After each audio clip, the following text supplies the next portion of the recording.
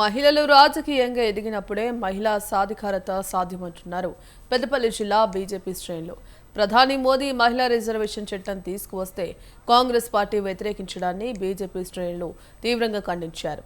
పెద్దపల్లి జిల్లా గోదావరికని ప్రధాన చౌరస్తాలో రామగుండం బీజేపీ ఇన్ఛార్జ్ కందుల సంధ్యారాణి ఆధ్వర్యంలో కాంగ్రెస్ పార్టీ దిష్టిబొమ్మ దగ్ధం చేసేందుకు యత్నించారు.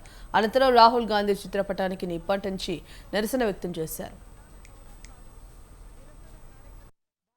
రాజ్యాంగ నిర్మాత డాక్టర్ బాబాసాహెబ్ అంబేద్కర్ గారు భారత రాజ్యాంగంలో మహిళా సాధికారత, మహిళలు రాజకీయంగా ఎదిగినప్పుడు మాత్రమే మహిళలకు అభ్యున్నతి సాధ్యమవుతుందనేటువంటి మాటలు వారు ఏవైతే చెప్పినరో వాటిని కాలరాస్తూ కాంగ్రెస్ పార్టీ అధ్యక్షుడు రాహుల్ గాంధీ పూర్తిగా మహిళా రిజర్వేషన్ని వ్యతిరేకించినటువంటి పరిస్థితులని మనం చూస్తూ ఉన్నాం.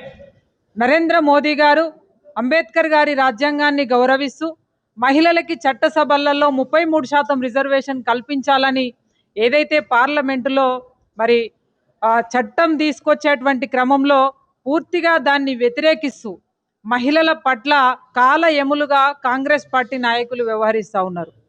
దీన్ని దృష్టిలో పెట్టుకొని పెద్ద ఎత్తున మా భారతీయ జనతా పార్టీ ఆధ్వర్యంలో గోదావరికని ప్రధాన చౌరస్తాలో నిరసన కార్యక్రమాన్ని ఏర్పాటు చేసి మరి మహిళలందరూ కూడా వచ్చేటువంటి రోజులలో ఖచ్చితంగా కాంగ్రెస్ పార్టీకి ఓటు ద్వారానే బుద్ధి చెప్పాలని చెప్పి తెలియజేయడం జరిగింది.